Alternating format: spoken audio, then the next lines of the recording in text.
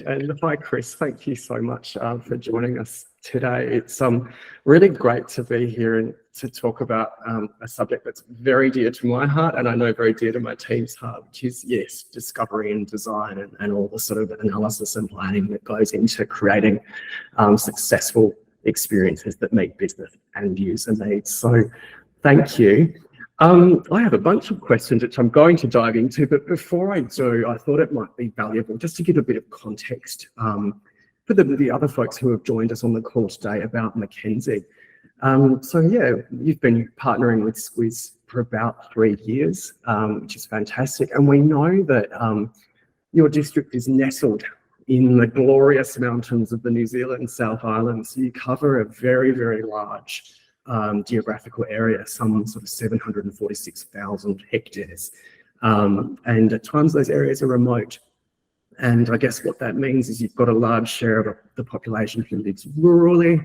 They may not be close to services. And there's also an interesting Airbnb vibe in the mix, I understand. So how does that, I don't know if I'm doing your area justice, but what no, Peter, you've summed it up well. And I guess that's,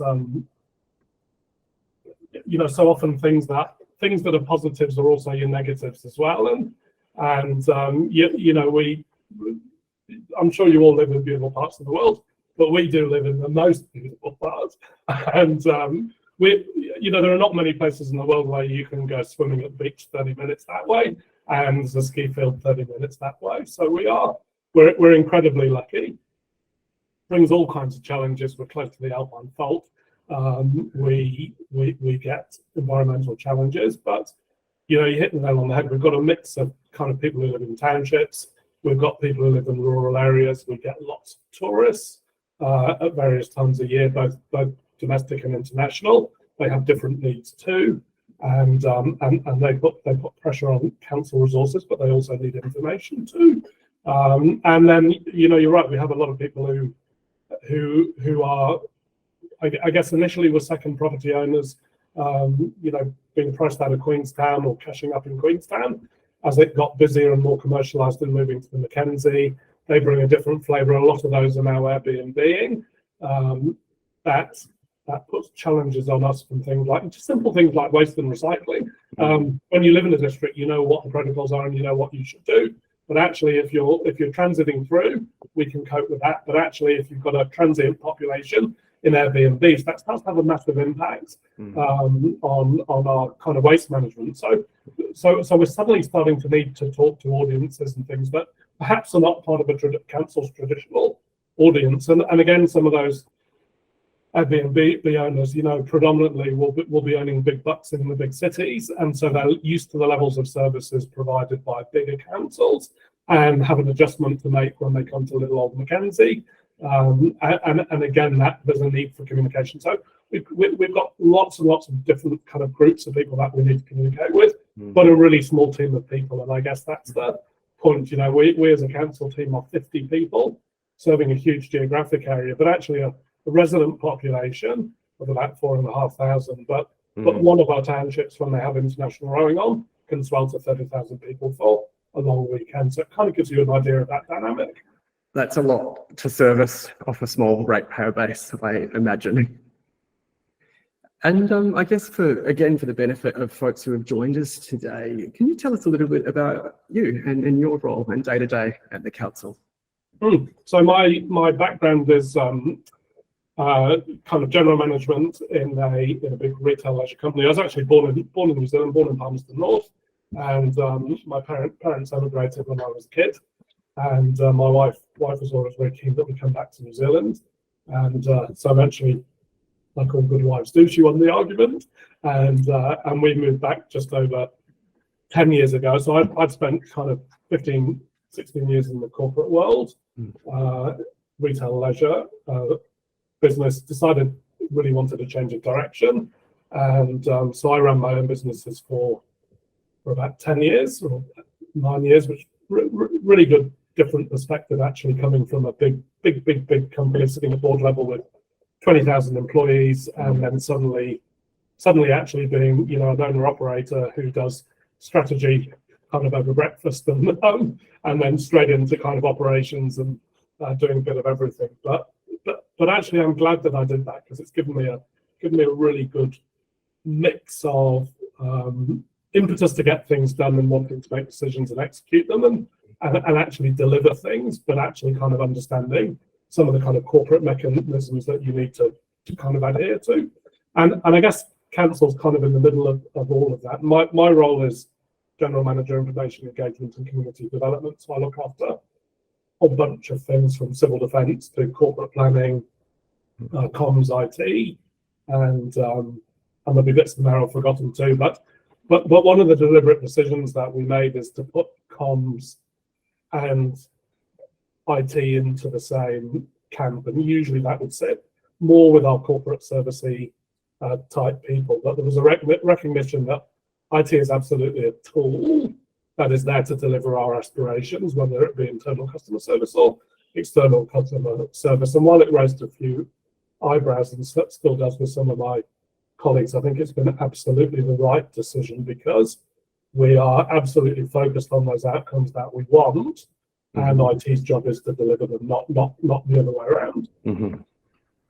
And it's an interesting tension that I've seen in a number of sort of environments. So yeah, thanks for talking about that. What were some of the things you noticed about the way your organisation was engaging with audiences when you first sort of joined? I think, scattergun is the answer, is desperately trying to be all things to all people. People working really hard, but working across multiple platforms, working with systems that weren't joined up, both internally and externally. And so while there was a real will there to provide a good level of service and get the information to the right people, what we had is a lot of well-meaning people working really, really hard, but actually really incremental movement at the end stage. And so what we really want to do is reverse that. So minimum effort internally, but maximum impact externally. Yeah. So the focus of the discovery that we did with you was around a citizen portal. And I guess if I attempt some sort of nutshell, it's really about a portal that facilitates one-to-one relationships with the community, provides a single view of customer, strengthens that communication and facilitates key tasks for members of the community. But I'm keen to sort of ask you, before you started that project, what was sort of the business drivers? You may have touched on some already, but what really drove the totally, and I think efficiency. There's nobody in any organisation that's not focused on that, right? Because whether you're making dollars or whatever you're doing, none of us are probably going to say we've got enough resources and enough time to do what we need to do. So that's just a given. But I think the world has changed and the world is changing, and if there's one thing that's really, it's just the case now that the only constant we have is change. Anything we think we know, to some degree, tomorrow is going to be different from the world, isn't it? And change is just a constant, if not the only constant. So if you go back pre-COVID, because there was another change, but I think local government, for all kinds of reasons, but our iteration of local government, particularly rural area, lots of focus on infrastructure, water, roads, the things that you really need.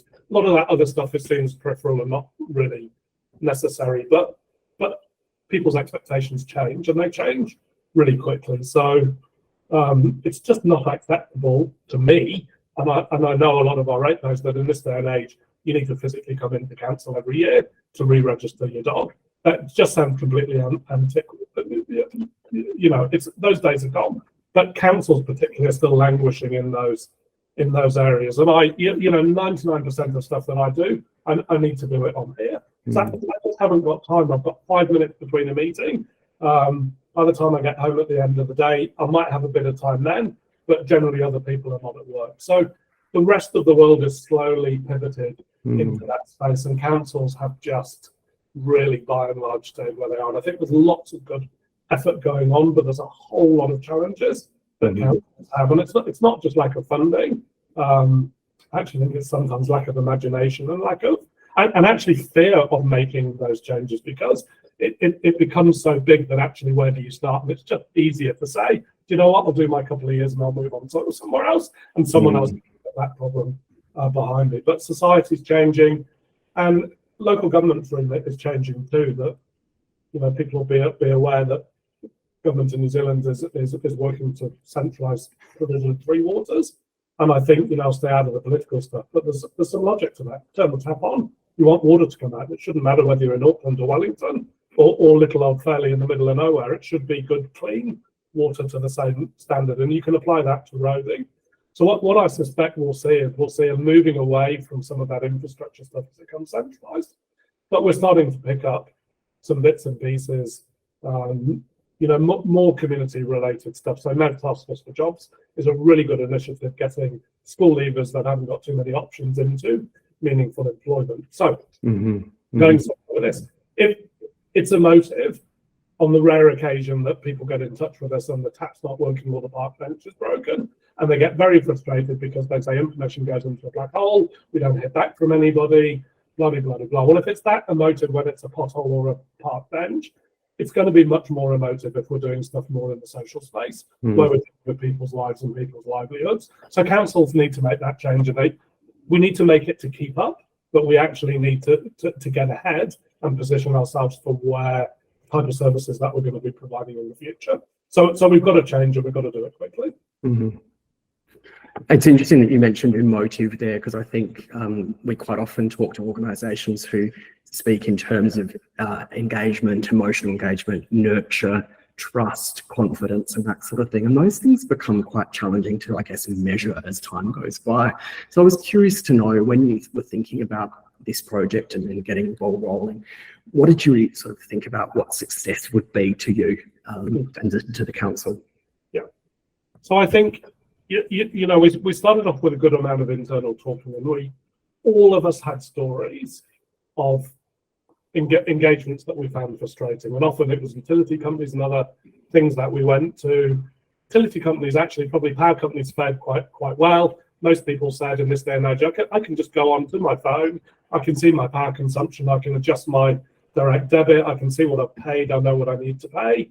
Telecoms companies, probably not so well. Fine when everything was going well and you wanted to check your account balance, but actually moving house, porting numbers, people started to get very frustrated, and lots of occasions where they wanted to throw computers out of the window, and then you get stuck in endless loops with bots that you can't escape from, and then when you get through to a human, if you ever do, you get pushed around from pillar to post.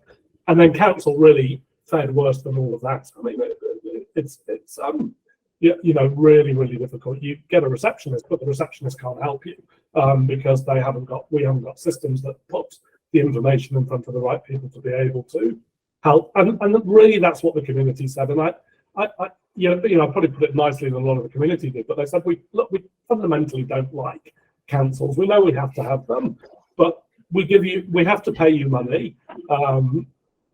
You know, PAYE comes out through your pay and nobody really notices that. But you get an invoice from council, and while it's a tax, it's a different mechanism. It's a bit more noticeable. They're not really shopping around for councils, are they? No, that's right. And actually, most of the time, you know, we don't worry about our water until we turn the tap on and it doesn't come out, or we flush the toilet and something doesn't disappear. But thankfully, that doesn't happen very often. So it's kind of a little bit under the radar, under the ground. We don't particularly see it, but we kind of feel it when we have to pay the bill. And then on top of that, the other stuff we do, a lot of it is regulatory. So, you know, you want to build a garage, but you kind of my property, why should I have to go and get a consent? But you do, and you've got to have some kind of rules and regulations around in the society. But council often is the enforcer in that space. So often what we're doing is we're gathering consent fees, we're making people do things that they a lot of the time don't want to do. And the worst thing you can do is make it difficult for them to do them. If I need you to give me money, let's make it as easy and as seamless as possible. Let me do it at 6 o'clock in the evening when I'm sat on the couch watching the news, not have to take a day off the farm to trek into Fairley to deal with somebody on the customer service who can't help me because she hasn't got access to the information system, and she can't ring the officer because they're on the road or they're not in that day, and because we're a small council, only one person does one job. I mean, it just it's not difficult to understand why people get pissed off. And I think we all deal with government departments and all deal with councils, and this is not an MDC problem. This is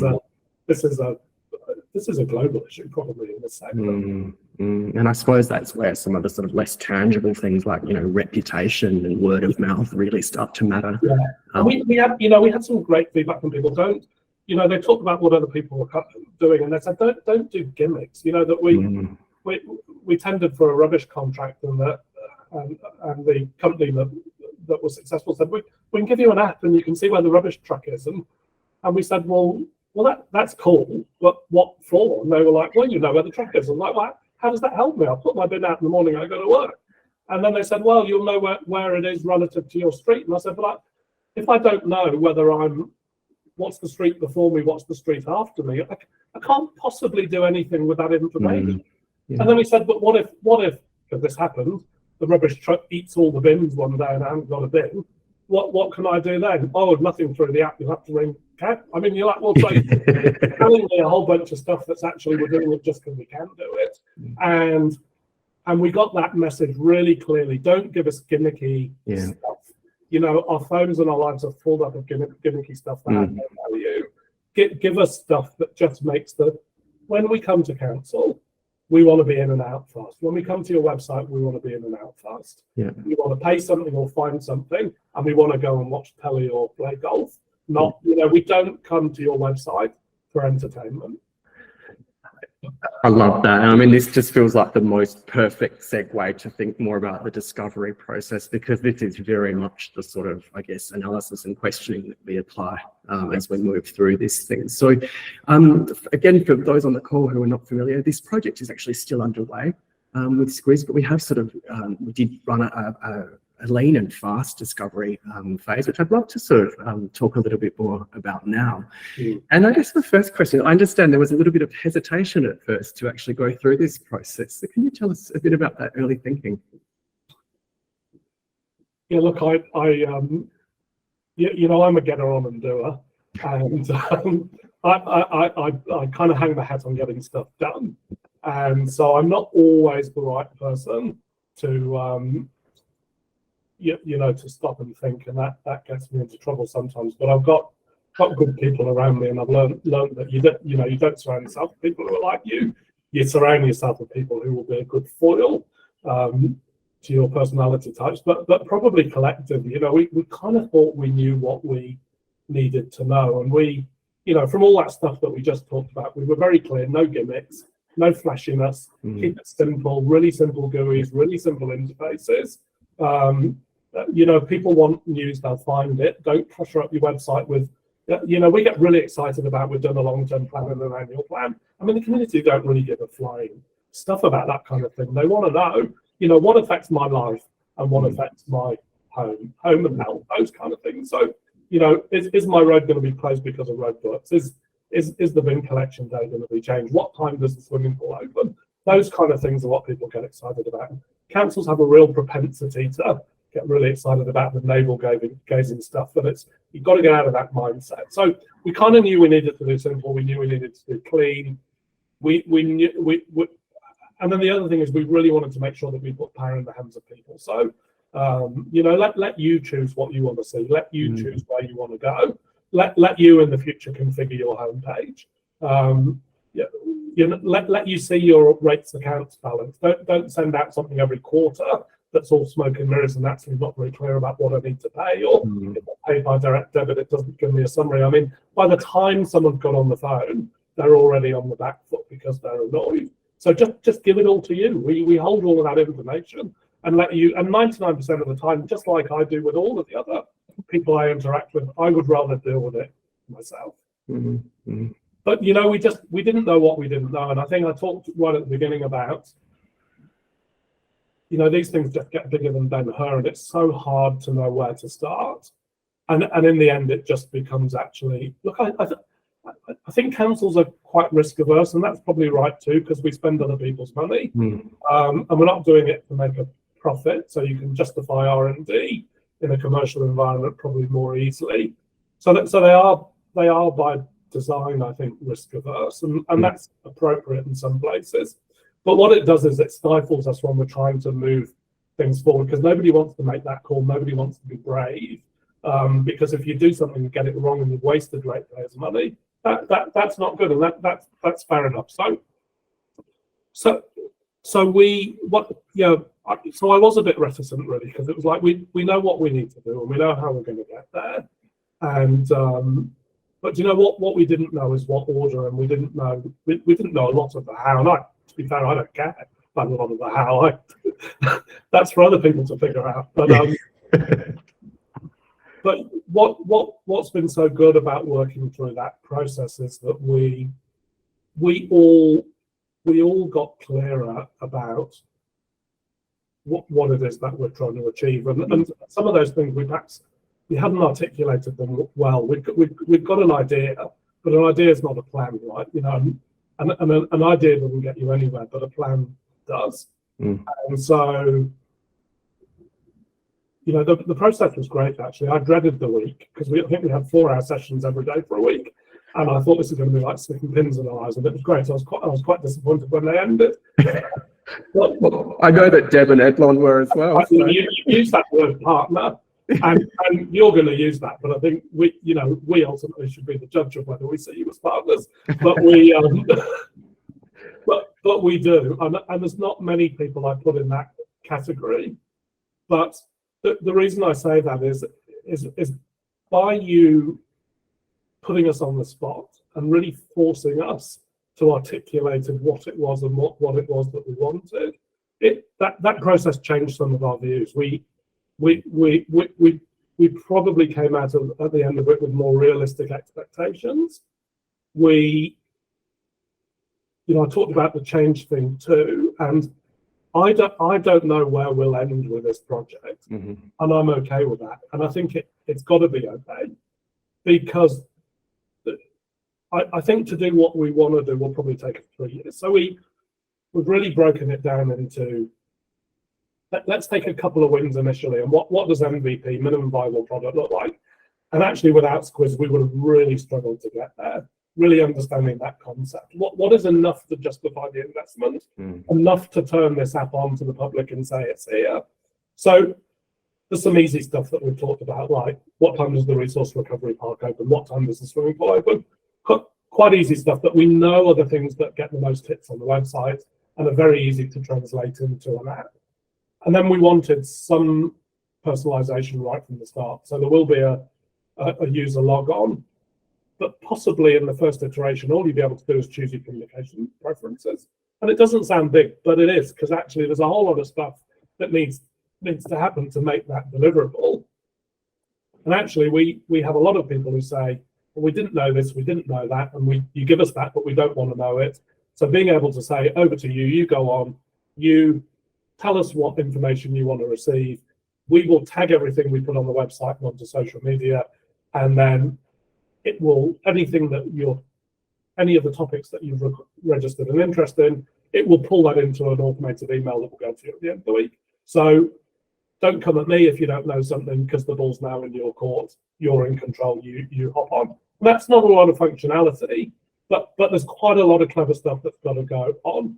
And then the other thing we really want from the off is an improved ticketing system, so that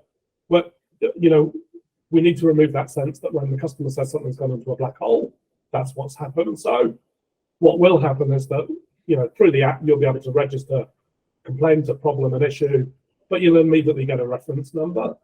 Customer services team will be able to see it. When they allocate that out within the organization, other people will be able to see it. Everybody will have full transparency. So if you ring anybody, they can jump into the system. You're not going to get too much back in phase 1. But in phase 2, we start to say you can see your rates balance, you can see the status of your service request. And then in phase 3, if we ever get there, because there's a whole lot of massive problems we've got to solve before we get to phase 3, you can potentially alter your own direct debit. So it becomes truly interactive. But so much of that kind of council way of doing things and that risk averse, and I'm seeing it too in climate change. People saying we can't do anything about climate change until we know what sea level's going to go up. Is it going to be a meter or is it going to be 1.5 meters? Go away and come back and tell me when you know. Well, the answer is we're never going to know, but we know that the sea levels are going to go up. So there's some shit we need to do we haven't got a coast, I should say, but down the road in Timaru, we know what they've got to do. You've got to start moving your infrastructure back. You've got to stop building new settlements on low-lying areas. It doesn't actually matter whether it's 1.2 or 1.3 or 1.4. And while you're trying to find that out, you're ripping up $50 notes faster than you can print them, and you're not delivering any value, and you're putting off taking any action. Sometimes I think it's deliberate. Sometimes I think it isn't. It's just comes from a risk-averse mindset. So if we focus too much on our end game, we would never start, and we would have never started on this journey. And what I also know is by the time we get to 3 years, the world will be different. The challenges the things we're trying to fix in 3 years just won't be the things we're trying to fix now. So, and if you fix too much on that, you won't get started either. So let's just start with what's in front of us. If we can just, we've got 4,500 people in the district, and I think we've got 3,500 dogs because we're a rural district. If we can just change things so that somebody can do their dog registration without leaving the farm, we've saved a whole lot of people a day. That's massive. I'm very curious to ask you actually from your point of view and your experience of this discovery. So forgive me putting my UX hat on a bit here, but again, for the people who aren't familiar with this project, we ran this discovery as a sort of a design sprint. It was condensed into a week. That's one way we deliver them. Sometimes we do more longer sort of spread out engagements depending on what clients need. But Chris, from your point of view and that process, was there anything that you found challenging or particularly interesting or surprising or anything like that? I'm just really keen to hear a little bit more about your experience of that process. Yeah, look, I'm not the kind of person who likes to say I'm wrong, but I couldn't have been more wrong when it came to that process. There were two things. It was painless, and it was less than painless. It was enjoyable, and that was credit to the people that were taking us through. And clearly, this is a well-oiled machine. They've done it before, and so they knew what they were doing. And then the second thing is I didn't realise the value that it would add. So I can now far more clearly articulate what it is that we're trying to achieve and how we're achieving it to my internal stakeholders. And then the other thing is it kind of just shook out all the, you know, what we had at the beginning was a bag of stones and we shook it around for a week. And what happened is all those rough edges came off and we ended up with nice, rounded, pretty stones. And so there was a whole lot of stuff in there that we thought we needed or thought we wanted. And we probably did want at the beginning of the week. But it kind of held us, you know, while we said things like we wanted no frills, we kind of didn't realize we were looking at things that were frills. And that process really helped us refine that and inject a real dose of reality. And it was the you know, probing, questioning, but leading us through it in such a way that it didn't feel like you were, because I don't know, put words in people's mouth. There might have been some of the Squiz people at the start of the week thinking these guys are nuts, but they didn't say that. What they did is they led us carefully through a journey so that we came to that realization. But what we've ended up with is something that that is right, that is fit for purpose, that does what we said we wanted it to do. It's going to be big enough to justify the initial investment.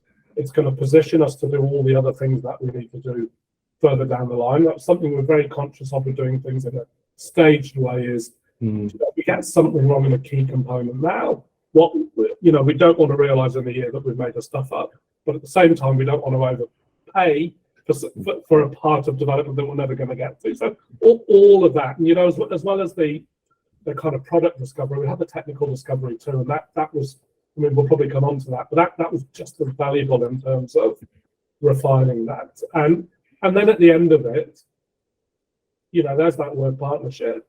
You guys and us are completely aligned in terms of what it is, because we've been through that journey together, and we've challenged each other, and because there were bits, to be fair, where Squiz said we think this is the right approach, and there was a bit where I said no, I don't agree. I think we do need data store, and they said no, I think it's overcomplicated. It's going to cost you more money. But then when we went through some of the feature stuff, it was kind of no, you're right. We do need data storing in it. So it was absolutely a collaborative process. But we are now, I think, both perfectly poised for the next bit of the journey, which is delivering.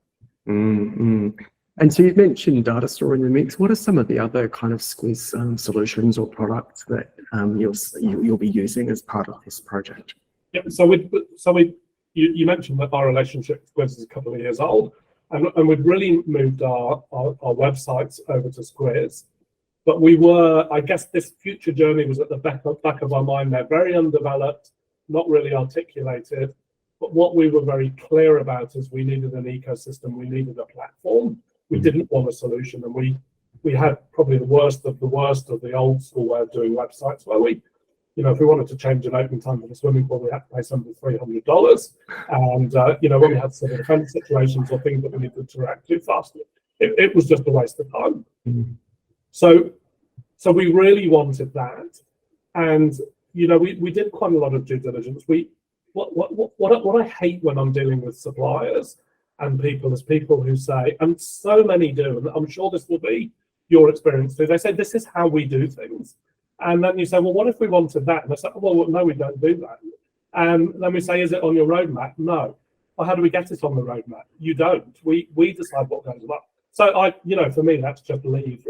I'll move on to something more productive. And one of the things I really liked about Squiz's approach is that right in those early days that they would say, well, often it was, yes, we do that, which is great. But on the rare occasion, it wasn't. It was like, why do you want that? Why is that going to be useful? How is that going to? And then it was, I get that, I understand that. And then a week later would be another phone call saying, I've spoken to some of my other local government people, and they all think that's a good idea too. We might be onto something here. So that's the kind of people that get into my partner box, is that people that are going to work with us to make it happen. And there's a lot of providers out there that are just intransient, really, and are just, they just want you to have the product that they've got. So, but even then, we knew that was right for the website, but because we hadn't really got into this part of the journey, we couldn't really know whether we'd made the right choice.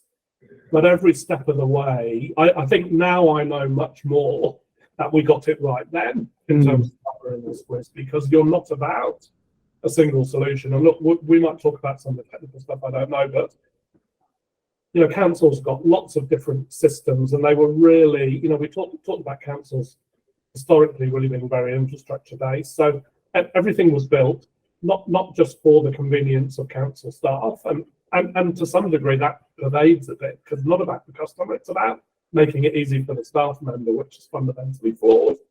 But all of those systems that we had were designed to handle information about roading data. They were handled to, great systems that tell us where our pipes are and what capacity is and when they replace. But none of that is any use when it comes to kind of public customer interface. So how do you get information that sits in all of those systems and bring it together? And we have got we've got ways and means of doing that without getting too technical. But the problem is that you start building an ecosystem that's reliant on that. So what happens if we lose water, or what happens if we lose roading? You've just broken your core kind of system that's right at the heart of your customer relationship. So one of the beauties of the Squiz solution is that we've got the websites in there, which is all matrix driven, and the app will be matrix driven, which enables us to do good things with the information when we get it. And data store and some of the other bits and pieces that we're going to use from Squiz are going to sit in the middle. And that really future-proofs us, because you've got native integration there with the single source of truth that it will become. We'll develop master-slave relationships with our other siloed systems, but it will natively talk to matrix, so we haven't got to worry about integrations there. Other people are putting other bits of middleware in, but saying, I've now got a nightmare doing this integration, I've now got a nightmare. Well, with Squiz, we've only got one lot of integrations to do. And then if you remove roading, or you remove the tool that we used to do our rates and replace it with something else, all we've got to do is rebuild that reintegration, and the master-slave relationship can carry on working, and everything else will work. And I think that's critical too, because I see a lot of councils trying to solve these things with solutions they've already got, and that might work now, but my gut feeling is it's going to land them in trouble further down the line. What within the council, who have been some of your key stakeholders for this work, and have you had to sort of bring them along, evangelize in any way, or has that been straightforward? Yeah, look, huge. And I think, right at the beginning, we talked about things that are your Achilles heel are also sometimes your advantage and the other way around. And so small can be better in some of those ways. That we, I talk to guys in other organisations, and we've got chief executive, we've got a few of us at that general manager level who make up the kind of executive team, and then we've got managers reporting into us. So we've got a very short chain of command. The company I work for in the UK, between the people on the ground floor and my equivalent or me at board level, we had about 8 tiers. And so that gets really hard because you get really good ideas happening at one level in the organisation, but got to go all the way up and kind of all the way back down. And so I've got enormous sympathy for some of the guys on the big council. It's got more systems, more proliferation, and they might be sitting in the IT team or the customer service team or the comms team, and they know what we need to be doing, but they've got to manage upwards in a really different way. And so one of the nice things about being small is you can cut through a lot of that because you're right in the middle of everything. And a short walk away from my office door is all of the 50 people that I need to engage with. So it's been easier from that point of view. But at the same time, it's been a massive mindset shift because councils have a certain type of people. We talked about that risk aversity, and there's a lot of other change going on too, and a lot of other change is pressing change. The 3 water stuff that's going on. We're having to give all kinds of data to people all of the time, and all of that BAU still has to go on. So if you're not careful, what happens is these longer term projects never get any traction because we're just too busy with all the day to day, and the other projects are just more important than these kind of projects. So yeah, that's been hard work, but I also think these things are as hard as you make them. There's those people who are going to be advocates and going to get it, so get onto them quickly. And then we all know the 4 or 5 people in our organisations who are going to fight you tooth and nail. So get onto them too, And my approach is to get with them one-on-one, really get up close to them, really find out what it is that they're, and then just make sure that you're closing down all of their reasons for opposition. And then most of the people in the middle just swing with the tide because they're too busy to kind of worry about other people's problems. So yeah, it's been good. I think you've got to want it, because if somebody doesn't want it, then somebody's not driving it. It won't happen. And I have to have conversations with people almost every day saying, please don't sign up to bloody SurveyMonkey because we've got another tool that can do that will integrate. And what you're doing is you're signing up for something else that will integrate. So please just talk to us and we'll solve your problem. But in a way that's not going to take us a step further away. And even then, sometimes we're probably 3 steps forwards and a step backwards.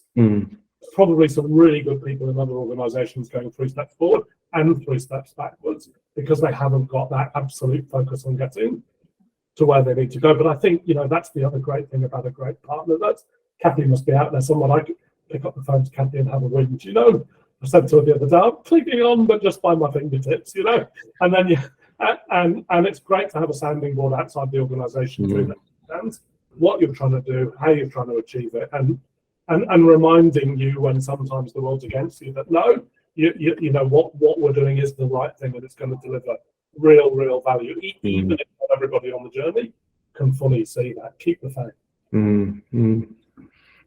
So then thinking about the Citizen Portal project and sort of where it's at today and over the next couple of weeks or couple of months, I'm just curious to hear from you sort of, what are the current and next steps for you?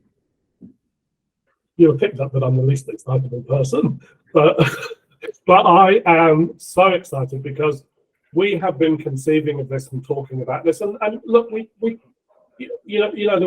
were days when we just didn't know if we could do this. That whether the only way of doing it was wholesale change of all of our systems that we would never be able to do because it was going to be too expensive, too hard to disrupt it.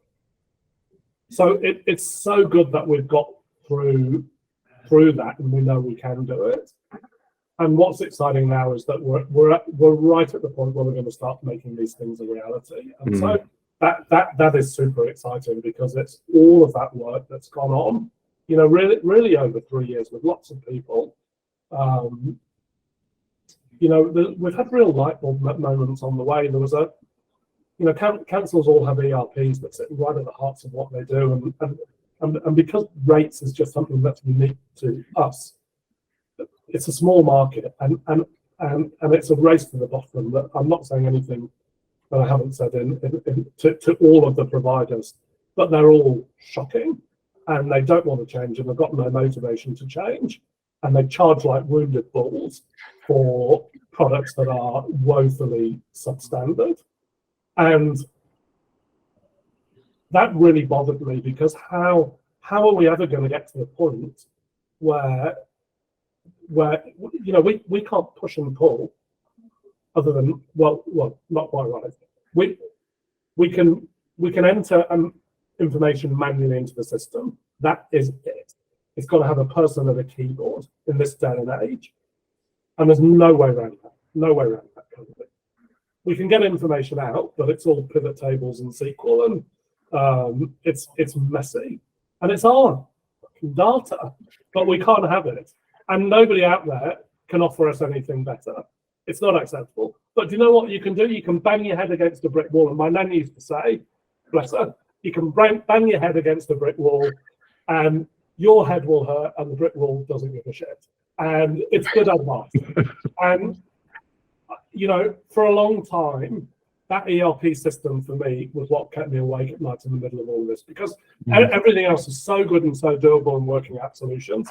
But then there was a conversation, and it was a conversation with a Squiz person. It was a light bulb moment that you just go around it. I mean, you know, if you can't go through it and they're not going to work with you, we'll just leave you behind. And it really is that simple. So what we're going to do is we've told them, we're just going to pick off all the bits that we can do. And that's why I say that last bit of interacting with setting up direct debits and some of that complicated stuff is probably 3 years down the line. I don't know what the solution is, but what I do know is that we'll have picked off all of the other bits. We'll take away from that provider. We'll take dogs away and we'll fight, because there's an easy way of doing it. And so what they'll do is they'll only have one tiny bit of our business left, and then they won't have the whole address. And look, they might wake up and they might change. And if you're listening to this, fellas, you know my view, and you know I'm quite clear with them. You'll either wake up and change, or other councils are saying this behind your back, but I'm saying it to your face. And I think there's other councils are now, to be fair, saying it to your face. But that's the way the world's gone. And opening up data and making data available doesn't kill people. And look at Xero. There's a perfect example. They came into that accounting world, they revolutionised the way they did it, and boom, they've overtaken everybody else. And they're light years out in front. And they work on an open data and an API model. So yeah, blockages need not to be. There's always a way. There's always a way around it. And you might think you've got right to the end of the road, but go and talk to somebody else and have a few conversations, and someone will point you in the right direction. And again, I don't think you've got to know how. I'm worrying about that in 3 years' time, you know, because a solution will have emerged, and it will either be that they've fixed it and we can do what we need to do, or it will be that we've taken 3 years to get ourselves into a position to drop them. But what I won't be is held to ransom, and won't say that I'm going to hold up and admit defeat because we've got one core software provider that doesn't think in the way that Squiz thinks. One of the great, most valuable things about these sessions is these sorts of insights and feedback. So yeah, amazing. Thank you. And on that sort of feedback note, it is blunt and it is tough, but it's also reality, you know. And I'm not here to blow smoke up people's asses. I'm here to get a job done. You know, and I want to bring people with me, and I want to do it in a way that works for everyone. But that's the bottom line. And you know, I'm a ratepayer, so yeah, I had a bloody terrible time when I needed to consent for my fire, and I don't. If I can leave here having made some of that better, then at the end of the day, I've done something for the community that I live in, as well as justified earning a wage. Yeah. On that feedback note, is there anything that you would have liked our team to have done differently along the process to date? it's terrible, isn't it? Because I mean, I'm not being paid to say this, but genuinely no. Genuinely no. The worst thing that I can think of, and Rachel will laugh, is that we used a great interactive whiteboard, and I you know, that they're out there, and I've worked on a few things with other people, and they haven't been a great experience. But I think partly the tool that you used, but also the way that it was utilised was absolutely fantastic. And we could all see everything in the same space. And the highlight of the week was when you join the board, you get assigned an animal. So I think I got a hippo one day that I'm sure wasn't meant to be offensive, but I got a prawn one day, and I was absolutely delighted. I don't know why, disproportionately delighted to be a prawn. So if there was a way that you could make it so you could select your animal like a bit of prawn every time, I'd be happy. But I tell you what, though, I mean, that I have to go to that level of ridiculousness to fault the experience. But look, I found that you know, the people we've dealt with at Squiz have always been brutally honest. There have been times, yes, Squid, I love the Squid, Deborah, love the Squid too. But you know, times when Squiz has said, look, I don't think this is the right solution for you. You know, and there's so many people out there that would try and sell sand to an Arab, and Squiz isn't one of them. And again, for me, you don't get into that partner box if you're trying to do that. If you're trying to pull the wool over our eyes and sell us a solution. And we talked about it earlier too, that you know, we need not to do stuff because we can. And you know, and I think it's really interesting in the IT space with AI and all the other things. Everyone jumps up and down and gets excited, but let's remember what's the business need. So Squiz has been great at that, is keeping, you know, I need my feet keeping on the floor sometimes from that point of view. And what's the business case? What's the need? How do we deliver it effectively? So I like that honesty from Squiz, and I'd like, you know, that's the beauty of that discovery process. It's getting under my skin and getting under the organization's skin, so that you really know what I want. But further than that, not just I want, but what I need actually. My daughter would say wants and needs are two different things. And you know, Squiz just do that well, understanding what we need, and then it moves into that kind of delivery space, but not being fixed, not being rigid, saying that, look, we may need to adapt what we do to deliver what is now our outcome. Well, that's gold, and it's so rare, I think.